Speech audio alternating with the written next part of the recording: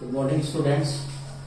हम 9th class के second chapter क्या हमारे आसपास के पदार्थ शुद्ध हैं इसके बारे में पिछले 3 वीडियो से लगातार हम पढ़ रहे हैं। आज इस चैप्टर का अपना चौथा वीडियो है। हमने पहले वाली वीडियो में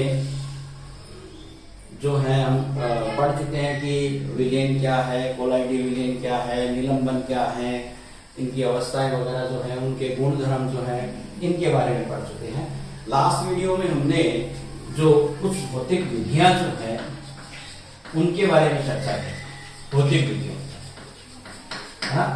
कि जब हमारे पास कोई मिश्रण होता है तो इस मिश्रण के जो अवयव है या हम कह सकते हैं कि इनके जो घटक हैं, इन घटकों को किस प्रकार से और पृथक किया जाता है, ठीक है ना। ये मेथड जो है हम पढ़ चुके हैं, जिनमें अपन ने देखो आसवन विधि पढ़ा कल। आसवन विधि जो है उसके बारे में पढ़ चुके हैं हम। अब केंद्रीकरण विधि जो है उसके बारे में पढ़ चुके हैं हम। वाष्पीकरण जो है उसके बारे में पढ़ चुके हैं। इसके अलावा आसवन हो गया, अब केंद्रीकरण हो गया, ऊर्ध्वपातन जो है उसके बारे में, ध्रुवपातन के बारे में पढ़ चुके हैं। तो इस तरह से हम जो कुछ भौतिक विधियां हैं, पृथक्कारी की विधि है, ठीक है ना, इनकी चर्चाएं जो है वो हम कर चुके हैं। आज जो है हम पढ़ेंगे कि दो घुलनशील जो द्रव्य पदार्थ होते हैं उनको हम किस तरह से अलग करते हैं, ठीक है। आज हम पढ़ेंगे दो घुलनशील जो पदार्थ हैं, द्रव्य पदार्थ हैं, जब वो आपस में मिलकर के विलयन बना लेते हैं तो ऐसी स्थिति में उनको कैसे अलग किया जाता है। दो घुलनशील द्रव्य पदार्थों से बने विलयन, दो घुलनशील द्रव्य पदार्थों से बने विलयन के अवयव घटकों को क्या करना, पृथक करना, ठीक है। आज हम पढ़ेंगे कि दो घुलनशील द्रव्य हैं जो आपस में क्या होते हैं, एक दूसरे के साथ घुल जाते हैं और द्रव्य पदार्थों का एक विलयन बना लेते हैं। इस विलयन को जो है वो विलयन में से हम इन अवयव घटकों को किस प्रकार से अलग करते हैं इसकी बात करेंगे। देखिए ये इसके लिए हम एक विलयन लेते हैं। विलयन जिसको आप मिश्रण भी कह सकते हैं कि कौन से दो पदार्थों से मिलकर बना है। एक हमने लिया इसके अंदर एसीटोन और दूसरा जो पदार्थ है वो हमने लिया है जल, ठीक है। जल देखिए एसीटोन जो है वो एक रंगहीन द्रव्य होता है जो कि जल में क्या होता है, विलयशील होता है। तो ये दोनों आपस में जब मिल जाते हैं तो इनके मिलने से क्या बन जाएगा, एक विलयन बन जाएगा। अब इन विलयन में से इन दोनों अवयव घटकों को हम किस प्रकार से अलग करते हैं, ठीक है ना। हम किस प्रकार से इसको अलग करेंगे ये विधि जो है वो हमें पढ़ लेते हैं। और इस विधि के अंदर हम क्या करेंगे, देखिए कि एसीटोन और जल जो है, यहाँ जो विधि हम काम में ले रहे हैं वो विधि जो है वो आसवन विधि है। कौन सी विधि है वो, आसवन विधि, जिसके अंदर हम क्या करते हैं कि इस विधि में, आसवन विधि जो है इसके अंदर हम क्या करेंगे आसवन में कि ये विधि कहां और किस प्रकार से उपयोगी है। तो एक तो ये ध्यान रखना है कि जो अवयव घटक हैं, है ना, अवयव घटक, इनके क्वथनांक जो होते हैं, बॉइलिंग पॉइंट जो होते हैं, क्वथनांक बिंदु जो है या क्वथनांक में क्या होना चाहिए, पर्याप्त अंतर होना चाहिए। क्या होना चाहिए, पर्याप्त अंतर होना चाहिए। ये विधि तभी काम आ सकती है जब क्या हो कि विलयन जो है उसके अवयव घटक जो है इनके क्वथनांकों में क्या हो, पर्याप्त अंतर हो। तो यहाँ जो हम विलयन ले रहे हैं, इस विलयन के अंदर क्या है, दो पदार्थ है, एक एसीटोन है और एक जल है। तो जल का तो हम क्वथनांक जानते हैं, कितना होता है, 100 डिग्री सेल्सियस। और इसका जो हमारे पास दूसरा पदार्थ जिसको हमने क्या लिया है, एसीटोन लिया है। दूसरा पदार्थ जो है उसका नाम क्या है, एसीटोन है। और एसीटोन जो होता है उसका जो क्वथनांक बिंदु है वो कितना है, 56.63 डिग्री सेल्सियस। कितना है, 56.53, ठीक है ना, 56.53, ठीक कर रहा है इसको, 56.53 डिग्री जो है वो एसीटोन का क्या है, क्वथनांक है। क्या है, एसीटोन का क्वथनांक कितना है, 56.53 क्वथनांक, ठीक है। और जो जल है उसका कितना हो गया, 100 डिग्री। तो इसका मतलब इन दोनों के जो क्वथनांक है इनके बीच में क्या है, बहुत ज्यादा अंतर है। इसका मतलब ये विधि जो है वो इसमें काम आ सकती है। दूसरा इसके लिए विधि के लिए जो कंडीशन है वो क्या है कि जब इनको गर्म किया जाता है, पदार्थों को, है ना, मिश्रण को जब गर्म करते हैं तो क्या होते हैं, ये मिश्रण जो है वो आपस में विघटित नहीं होने, ये विघटित नहीं होने चाहिए, ठीक है ना। तो दूसरा जो कंडीशन है वो क्या है कि मिश्रण के अवयव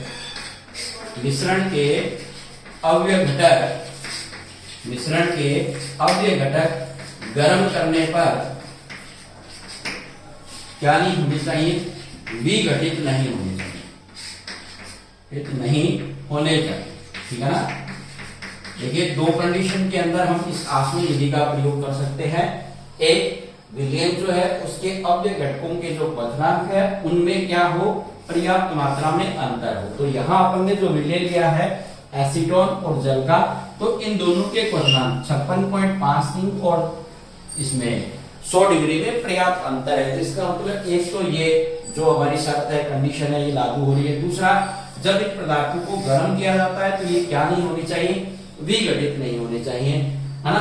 तो यहाँ पर हम अब आसवन विधि के अंदर क्या करते हैं कि एक फ्लास्क लेते हैं, ठीक है। हमारे पास जो विलयन है वो क्या है, एसीटोन और जल से बना एक विलयन है, ठीक है ना। तो इसमें हम क्या करते हैं कि एक गर्म करने के लिए हम फ्लास्क लेते हैं, देखिए इस तरह से, ठीक है भाई। ये फ्लास्क हमारे पास, इसको अपन बोलते हैं आसवन फ्लास्क, गर्म करने के लिए, इसलिए फ्लास्क। ये हमारे पास फ्लास्क हो गया। इस फ्लास्क को के अंदर हम क्या करते हैं, जो हमारा मिश्रण है इसको ले लें। तो इसका मतलब जो मिश्रण है उसको इसके अंदर ले लिया, और मिश्रण में क्या है, हमारे पास जल है और क्या है, एसीटोन। क्या है, जल है और साथ में क्या है, हमारे पास एसीटोन है। अब इसको गर्म करने के लिए हम क्या करेंगे, इसके अंदर इसको गर्म करने के लिए हम क्या करते हैं, एक इसके नीचे बर्नर लगाते हैं। और बर्नर लगाने के लिए अपन को एक स्टैंड जो है उसके ऊपर इसको रखना पड़ेगा, ठीक है। तो ये हमने क्या लगाया, स्टैंड। यहां से अपन इसके नीचे क्या लगा देते हैं, बर्नर, इस तरह से। और ठीक है, ये बर्नर हो गया इसके अंदर गर्म करने के लिए। और इससे जो फ्लेम निकलता है इसको अपन क्या करते हैं, ये स्टैंड हो गया आपका। इस स्टैंड के ऊपर ये आसवन फ्लास्क रखा हुआ है और यहाँ पर इसको गर्म करते हैं। अब इसको गर्म करेंगे तो इससे इसका जो टेम्परेचर होगा उसको काउंट करने के लिए अपन क्या करते हैं, इसके अंदर एक थर्मामीटर लगा देते हैं, ठीक है। यहाँ पर ये थर्मामीटर जो होता है इसको लगा दें। ये क्या है, थर्मामीटर, जिसके द्वारा हम क्या कर सकते हैं, इसका टेम्परेचर जो है उसका मापन कर सकते हैं, ठीक है भाई। और क्या करें इसके अंदर, और इसके अंदर हमें क्या करते हैं, नलिका जो है वो इस तरह से यहां लगा देते हैं, इस तरह से। ये नलिका जो है, ठीक है। और इस नलिका के यहां पर हम क्या करते हैं, एक पात्र जो है उसको लगा देते हैं कि एक पदार्थ जो हमारे से यहां अलग होगा। तो ये बीकर जो है इसको रखा है।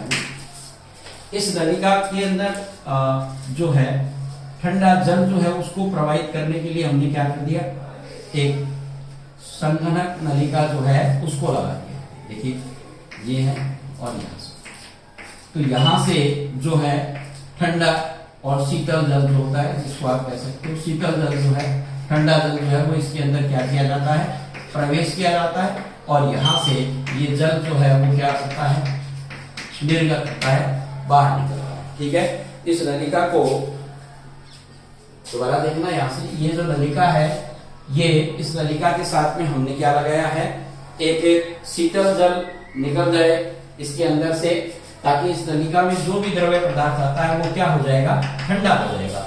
इसके लिए हमने इसमें क्या लगा दिए, जल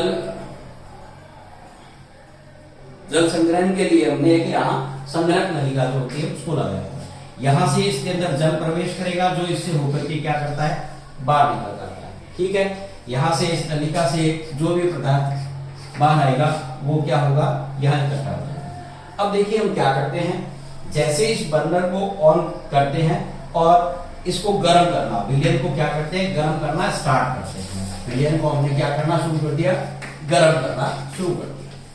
जैसे जैसे विलयन गर्म होगा इसका तापमान बढ़ेगा, तापमान बढ़ेगा तो उसको हम थर्मामीटर से देख सकते हैं। ठीक है, एक स्थिति ताप की ऐसी आ जाती है जिसके ऊपर क्या होता है कि इन दोनों में से एक पदार्थ वाष्पित होगा। कौन सा होगा, कि जब हम गर्म करेंगे तो निश्चित रूप से जो जिसका क्वथनांक क्या होगा, बॉइलिंग पॉइंट कम होगा, वो जल्दी गर्म होगा। तो यहाँ एसीटोन जो है उसका कितना बताया हमने, 56.53 जो है ये डिग्री है। अब देखिए इस टेम्परेचर पर आते ही एसीटोन जो होगा वो क्या होगा, वाष्पित होना शुरू हो जाएगा। तो देखिए यहाँ पर एसीटोन जो है वो पहले कौन सी अवस्था में था, द्रव अवस्था में। गर्म किया तो गर्म करते ही वो कौन सी अवस्था में आ गया है, वाष्प मतलब गैस अवस्था में आ गया है। तो यहाँ पर एक प्रकार से इसके अंदर भौतिक परिवर्तन जो है वो हो रहा है। तो यहाँ से ये एसीटोन जो है वो वाष्प बनेगा, यहाँ से ये वाष्प जो होती है वो इस नलिका में आएगी, और यहाँ इस नलिका के अंदर ये शीतल जल जो प्रवाहित होता है बाहर की तरफ, इसके कारण से ये वापस क्या हो जाएगा, ठंडा हो जाएगा। और ठंडा होकर के और यहाँ पर क्या होगा, एसीटोन जो है वो आ जाएगा। ठीक है, जल जो है उसका बॉइलिंग पॉइंट या क्वथनांक जो होता है वो क्या है, एसीटोन की तुलना में ज्यादा है। तो यहाँ से जितना भी एसीटोन है वो वाष्प बनकर के क्या होगा, यहाँ आ जाएगा, और बचा हुआ जल जो होता है वो कहाँ रह जाएगा, इसी बीकर के सॉरी फ्लास्क के अंदर।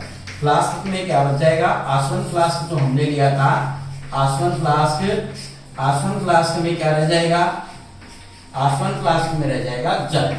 ठीक है, और जो हमारा बीकर था उस बीकर के अंदर क्या आ जाता है, एसीटोन आ जाता है। तो ये तभी संभव हुआ कि जो विलयन हमने लिया उसके जो अव्यय घटक है इनके क्वथनांकों के बीच क्या है, बहुत ज्यादा अंतर है। ठीक है, और ऐसी स्थिति में जब हम इन दोनों विलयन को गर्म करेंगे तो एक घटक जो है वो जल्दी वाष्प बन करके और वाष्पित हो जाता है, जिसको अपन ठंडा करके और अलग कर लेते हैं।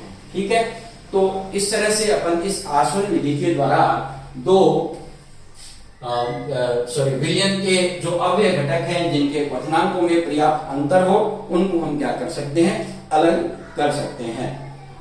ठीक है, तो ये विधि हमारी क्या कहलाती है, आसवन विधि। दोबारा आप देख सकते हैं कि हमने जो विलयन लिया है मिश्रण का, जो जल और एसीटोन का है, उसको अपन आसवन फ्लास्क में लेकर और गर्म करते हैं। ठीक है, टेम्परेचर को मापने के लिए इसमें क्या लगाया गया है, थर्मामीटर लगाया गया है। जब इसको गर्म किया जाता है तो एक स्थिति पर ताप स्थिर हो जाता है, उस दौरान क्या हो रहा है कि अवस्था परिवर्तन हो रहा है। ठीक है, तो यहाँ जो ऊष्मा मिलेगी जिससे एसीटोन क्या करेगा, गर्म होकर के वाष्प अवस्था में बदलेगा, भौतिक परिवर्तन होगा। 56.53 डिग्री सेल्सियस के ऊपर एसीटोन है वो वाष्प बनेगा, और यहाँ से ये वाष्प जो है वो नलिका के माध्यम से होती हुई बाहर आएगी, जिसके ऊपर हमने एक शीतल जल वाली संघनक नलिका लगा रखी है, जिसमें से ठंडे जल को प्रवाहित करेंगे तो क्या होगा कि ये वापस क्या होता है, गैस से द्रव अवस्था में आ जाता है, इसको हम क्या कहते हैं, अलग पात्र या बीकर में इकट्ठा कर लेते हैं। ठीक है, और जल का बॉइलिंग पॉइंट या क्वथनांक जो होता है वो एसीटोन की तुलना में ज्यादा है, इसलिए सारा एसीटोन जो है वो अलग हो जाएगा, बचा हुआ जल जो है वो किसके अंदर रह जाएगा, फ्लास्क के अंदर रह जाता है। इस तरह से हम आसानी से इन पदार्थों को क्या कर सकते हैं, अलग कर सकते हैं। ठीक है, आगे अपन इसमें अगली जो विधि है वो पढ़ेंगे प्रभाजी आसवन। प्रभाजी आसवन विधि जो है, देखिए यहां हमने जो अभी आसवन विधि में पढ़ा, जहां क्वथनांकों के अंदर क्या है, पर्याप्त अंतर है, तो आसानी से हमने पदार्थों को अलग कर दिया। लेकिन अब जो हम विधि पढ़ेंगे जिसका नाम है प्रभाजी आसवन विधि, देखिए ये सामान्यतया आसवन विधि के जैसी है ना। ये सामान्य रूप से अपन देखें तो सामान्यतया ये किस तरह की है, आसवन विधि के जैसा है। आसवन विधि के क्या है, समान ही है, लेकिन क्या होता है इसके अंदर एक हमने शब्द लिखा है प्रभाजी। तो प्रभाजी के लिए यहाँ पर दोनों में, आसवन विधि में और प्रभाजी और आसवन विधि में जो बेसिकली इक्विपमेंट में जो अंतर आना है वो किसके अंदर है कि इस विधि में एक लगाया जाता है क्या, प्रभाजी स्तंभ। क्या लगाया जाता है, प्रभाजी स्तंभ। ठीक है, देखिए हमने अभी जो विधि पढ़ी थी आसवन, उसके अंदर हमने यहां लिया था एक फ्लास्क, ठीक है, और यहां पर अपन ने क्या लिया था, एक संगणक नलिका जो ली थी। इन दोनों के बीच में, ठीक है ना, प्रभाजी आसवन विधि में, इस विधि में अपन क्या करते हैं, ये साधारणतया आसवन विधि के जैसा ही एक उपकरण होता है, लेकिन यहाँ दोनों के बीच अंतर क्या है कि यहाँ जो अपन ने एक संगणक लगा रखा था ये, ठीक है, संगणक, और ये क्या था हमारा एक फ्लास्क था, सॉरी आसवन फ्लास्क जो था, तो आसवन फ्लास्क और ये जो एक संगणक नलिका थी, है ना, इन दोनों के बीच में यहां पर क्या किया जाता है, किस किस के बीच में हमारे पास क्या था, एक आसवन फ्लास्क है जिसके अंदर हमने विलयन को लेकर के क्या किया था, गर्म किया था, और एक हमारे पास क्या होता है, संगणक, जहां पर हमने इसको ठंडा किया था। इन दोनों के बीच में यहां पर क्या लगाया जाता है, प्रभाजी स्तंभ या कॉलम लगाया जाता है। ठीक है, तो आसवन में और प्रभाजी आसवन विधि में ये एक बेसिक डिफरेंस है उपकरणों के अंदर कि आसवन फ्लास्क और संगणक जो होते हैं सामान्य देखो आसवन विधि के जैसा है, तो ये दो इक्विपमेंट जो है इनके बीच में हम क्या लगा देते हैं, प्रभाजी स्तंभ लगाते हैं। तो इसके अंदर क्या किया जाता है, देखो इस तरह से कि हमारे पास ये एक आसवन फ्लास्क है और आसवन फ्लास्क में यहाँ कोई एक थर्मामीटर लगा है। बस यहां से जो यहां पर अपन क्या करते हैं, इसके अंदर एक पहले इस तरह से ये इसके अंदर क्या होते हैं, प्रभाजी स्तंभ में ये कांच के क्या होते हैं, गुटके होते हैं, ठीक है ना ये, और इसके बाद में आगे जो है वो सेल, वही आपका संगणक जो है वो लगाया जाता है। तो यहाँ पर ये जो एक बीच में हमने क्या लगाया है, प्रभाजी स्तंभ लगाया है, और इस प्रभाजी स्तंभ के अंदर क्या होते हैं, कांच के क्या होते हैं, गुटके होते हैं, ठीक है ना, कांच के एक प्रकार से अपन कह सकते हैं टुकड़े होते हैं। ठीक है, तो एक तो ये बात अपने को ध्यान रखनी है कि प्रभाजी स्तंभ में क्या होती है कि कांच के क्या लगे होते हैं, गुटके, और प्रभाजी स्तंभ कैसा होता है, तो हमने देखो अभी देखा ये कांच की नलिका के जैसा ही होता है, ठीक है ना।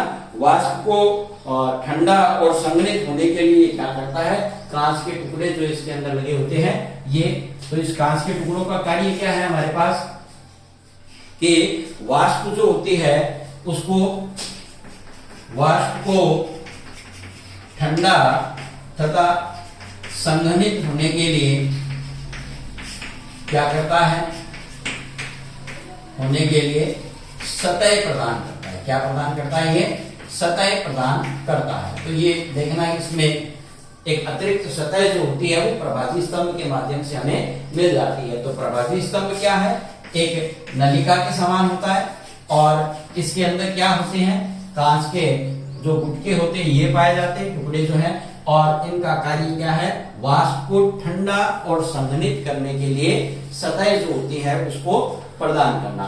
तो एक बेसिक डिफरेंस तो हमारे पास ये आ गया कि आसवन में और प्रभाजी आसवन में दोनों में क्या अंतर है कि इनके बीच में एक बेसिक डिफरेंस है प्रभाजी स्तंभ का, जिसको कहां लगाया जाता है, आसवन फ्लास्क और संघनक जो होते हैं इन दोनों के बीच में जो होता है इसको लगाया जाता है। तो यहाँ आगे आपका संघनक हो जाता है, ठीक है ना, इस तरह से जो अपन लगा रहे थे अभी ऐसे, तो इसको अपन क्या बोलते हैं, प्रभाजी स्तंभ बोलते हैं। इसलिए इस विधि का नाम क्या रखा गया है, प्रभाजी आसवन विधि। एक तो इसका नाम प्रभाजी आसवन क्यों रखा गया है, आसवन की जैसी है लेकिन बीच में एक प्रभाजी स्तंभ या कॉलम लगाया जाता है, कॉलम, और इस कारण से इसका नाम प्रभाजी आसवन है।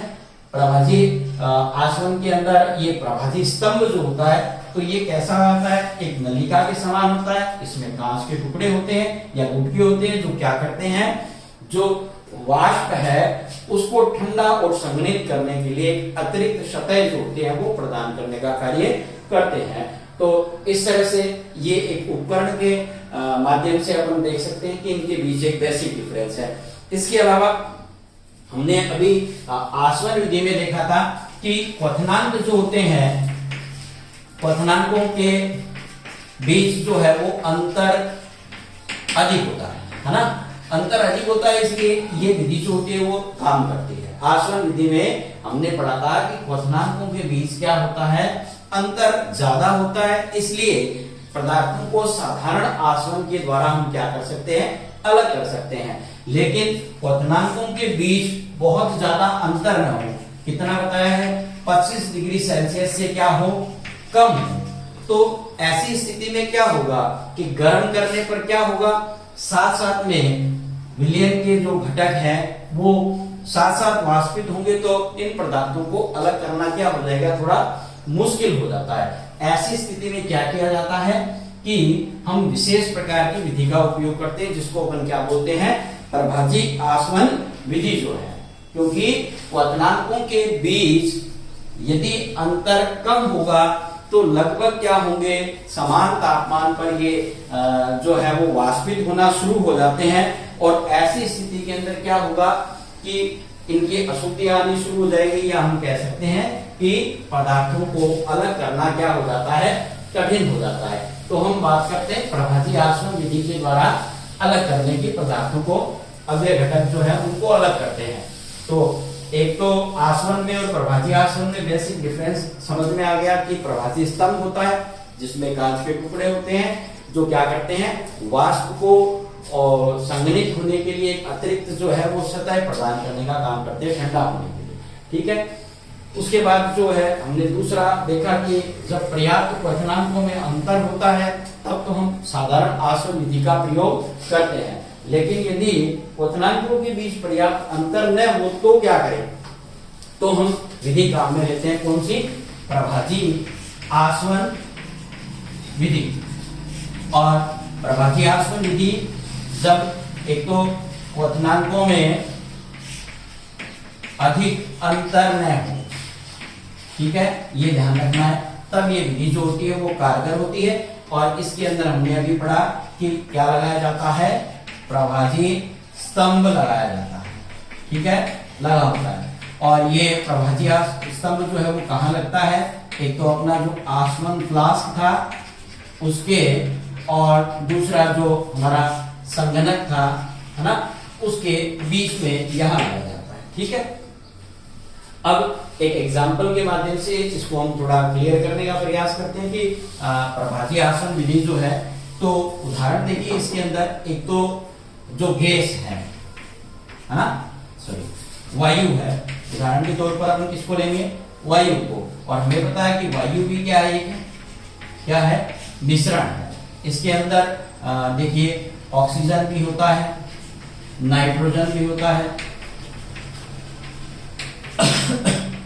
इसके अलावा इसके अंदर CO2 कार्बन डाइऑक्साइड भी होता है, इसके अंदर ऑर्गन भी होता है, ठीक है, ठीक है। तो इस तरह से जो हमारी निष्क्रिय गैस जो है ऑर्गन, ये भी इसके अंदर पाई जाती है, और नाइट्रोजन हो गया, ऑक्सीजन हो गया, और कार्बन डाइऑक्साइड जो है ये भी हो गया। तो इस तरह से वायु जो है वो अलग अलग गैसों का क्या है, मिश्रण है, और इनमें से यदि अपन चाहें तो इनको अलग कैसे कर सकते हैं, ठीक है ना। हमारे पास नाइट्रोजन है, ऑक्सीजन है और कार्बन डाइऑक्साइड है, अन्य जो गैसें हैं, तो इनको अपन अलग करना चाहते हैं। तो वायु जो है वो एक मिश्रण है और इन सभी का लगभग जो क्वथनांक है उसमें बहुत ज्यादा अंतर नहीं है, इसलिए अपन इसको साधारण आसवन विधि से अलग नहीं कर पाते। तो इसके लिए अपन कौन सा लेते हैं, प्रभाजी आसवन विधि। दूसरा एक एग्जांपल जो है वो हम लेते हैं पेट्रोलियम उत्पाद, ठीक है ना। तो पेट्रोलियम उत्पाद जो होते हैं उसके अंदर पेट्रोल, डीजल, केरोसिन वगैरह जो है ना, और वे जो पेट्रोलियम आधारित उत्पाद होते हैं तो उनको भी हम साधारण आसवन विधि के द्वारा नहीं अलग कर सकते, इसलिए हमें कौन सा इस्तेमाल करना पड़ेगा, प्रभाजी आसवन विधि जो है उसका उपयोग करते हैं। अब देखिए इस विधि के अंदर क्या है, सबसे पहले हमारे पास क्या है कि भाई मान लीजिए कि अपन वायु के घटकों को अलग कर रहे हैं। किसके घटकों को अलग करने का प्रयास करते हैं, वायु के जो घटक हैं उनको अपन प्रभाजी आसवन विधि से क्या करते हैं, अलग करते हैं। तो वायु के घटकों को प्रभाजी आसवन विधि से अलग करना, ठीक है ना। तो इसके लिए अपन सबसे पहले क्या करेंगे कि हमारे पास वायु जो है ये गैस अवस्था में है। वायु तो हमें पता है कि क्या है, कौन सी अवस्था है इसकी, गैस अवस्था है। और अवस्थाओं में अपन पीछे वीडियो में इस चीज को पढ़ चुके हैं कि अवस्थाओं को परिवर्तन किया जा सकता है। तो इसका परिवर्तन कैसे करेंगे कि दाब जो है इसको हम क्या करें, बढ़ा दें, इंक्रीज कर दें, प्लस कर दें, और ताप को हम क्या कर दें, कम कर दें, ठीक है ना। तो गैस जो है वो कौन सी अवस्था में आ जाती है, द्रव अवस्था में। तो वायु जो है वो कौन सी अवस्था में आ गई आपकी, अब द्रव वायु जो होती है वो बन जाती है। वायु जो है सामान्यतया जो गैस अवस्था में है इसको हम दाब लगाकर और ताप को कम करके, ठीक है ना। यहाँ दाब को हम क्या कर रहे हैं, अधिक बढ़ा रहे हैं, और ताप को हम क्या कर रहे हैं, कम कर रहे हैं। तो ऐसी स्थिति के अंदर वायु जो है दाब बढ़ाने से उसके कण, जो गैसों के कण है वो पास पास आ जाते हैं, और ये कौन सी अवस्था में आ जाती है, वायु जो है वो द्रव अवस्था में आ जाती है। तो ये वायु कौन सी हो गई, अब द्रवित वायु जो है वो बन जाती है। अब इसको हम क्या करते हैं, इसको हम गुजारते हैं कहां से, प्रभाजी स्तंभ में से। कहां से गुजारते हैं पर इसको, प्रभाजी स्तंभ जो होता है उसके अंदर से इसको गुजारा जाता है। और यहां पर हम वायु को क्या करते हैं, गर्म करते हैं, ठीक है। धीरे धीरे हम वायु को क्या करते हैं, यहाँ पर गर्म करते हैं। और जो वायु के हमारे घटक हैं, ठीक है ना, घटक ये अपने क्वथनांक के आधार पर, क्वथनांक के आधार पर क्या होती है, वाष्पित हो जाती हैं। और वाष्पित होने के बाद इनको क्या किया जाता है, संघनित करके और अलग कर लिया जाता है, ठीक है ना। इस तरह से वायु जो है उसको हम क्या कर सकते हैं, घटकों को अलग कर सकते हैं। देखिए वायु जो है वो गैस अवस्था में है, दाब बढ़ाकर ताप कम करके हम इस वायु को पहले द्रवित या द्रव अवस्था में बदलते हैं। उसके पश्चात इसको प्रभाजी स्तंभ में से गुजारते हैं, तब यहाँ पर इसको धीरे धीरे क्या किया जाता है, गर्म किया जाता है। और यहाँ जो वायु के घटक हैं वो क्या करते हैं, अपने क्वथनांक के आधार पर क्या हो जाते हैं, अलग अलग होते हैं, वाष्प बन जाती है। इन वाष्पों को अपन क्या करते हैं, अलग करके और ठंडा कर लेते हैं, और इस प्रकार से हम इनको क्या कर लेते हैं, अलग, ठीक है। तो देखिए यहाँ यदि अपन ऑक्सीजन है हमारे पास, ऑक्सीजन जो है इसका क्वथनांक क्या है, ठीक है। ऑक्सीजन के बाद में दूसरी जो हमारे पास गैस है वो है आर्गन है, नाइट्रोजन है, आर्गन है, नाइट्रोजन है, ठीक है ना। इनके अपन बॉइलिंग पॉइंट्स या क्वथनांक की बात करें तो देखिए इसका जो होता है वो माइनस में जो है वो 183 है, और ऑक्सीजन का क्वथनांक -183, आर्गन का -186, और यहाँ जो है इसका 196, ठीक है भाई। देखिए यहाँ पर ऑक्सीजन जो है उसका क्वथनांक -183, ऑर्गन जो है वो -186, और नाइट्रोजन जो होता है वो कितना है, माइनस का 100 कितना है, 96। तो यहाँ पर देखिए इनके क्वथनांकों के बीच अंतर जो है वो इतना ज्यादा नहीं है, इसलिए साधारण आसवन तो हम कर नहीं सकते, ठीक है ना। इसलिए अपन इनको अलग करने के लिए इस विधि का जो है वो उपयोग करते हैं। अब इसको थोड़ा सा अपन चित्र के माध्यम से देखिए ये अपन ने पढ़ा था आरेख की सहायता से कि वायु है उसको दाब बढ़ाकर ताप कम करके पहले द्रवित अवस्था में, फिर प्रभाजी आसवन के अंदर प्रभाजी स्तंभ के अंदर गुजार करके, और इसको हम क्वथनांक के आधार पर घटकों को क्या कर लेते हैं, अलग कर लेते हैं, ठीक है ना। अब देखिए इसको थोड़ा सा एक डायग्राम की मदद से भी हम समझने की कोशिश करते हैं, ठीक है ना। कि सबसे पहले जो वायु है इसको एक कक्ष में गुजारा जाता है, ठीक है, और यहाँ पर क्या लगे होते हैं, क्रिस्टल लगे होते हैं, और इन क्रिस्टलों पर क्या किया जाता है, दाब को बढ़ाया जाता है, और दाब को बढ़ाने से यहाँ से जो वायु आ रही है, ये वायु जो है वो कौन सी अवस्था में है, गैस, और यहाँ अपन दाब को बढ़ाते हैं और ताप को अपन यहाँ क्या कर देते हैं, कम। इसके कारण से यहाँ जो वायु होती है वो कैसी हो जाती है, द्रवित अवस्था में हो जाती है, ठीक है।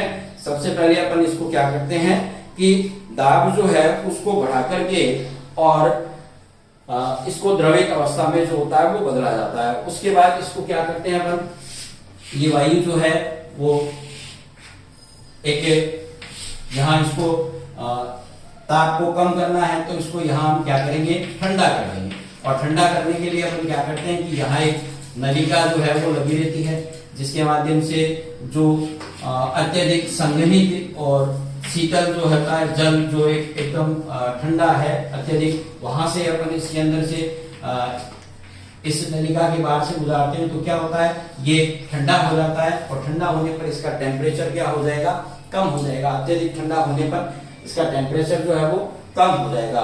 फिर यहाँ से इस गैस को हम क्या करते हैं, जो अत्यधिक ठंडी गैस है, तो यहाँ से ठोस CO2 जो होता है, ठोस या जिसको अपन बोलते हैं शुष्क कार्बन डाइऑक्साइड, जिसको अपन ठोस या शुष्क बर्फ भी बोल सकते हैं, तो ये ठोस अवस्था के अंदर जो होता है वो सबसे पहले इसमें से क्या करते हैं, हम CO2 जो होता है उसको निकाल देते हैं।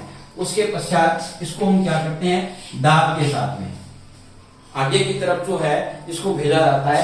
तो यहाँ जो है वो हमारे पास एक स्तंभ है जिसको बोला जाता है प्रभाजी आसवन कक्ष, यहाँ, ठीक है ना। ये हमारे पास जो है वो क्या बन जाता है, प्रभाजी आसवन कॉलम जो है या स्तंभ जो होता है ये बन जाता है।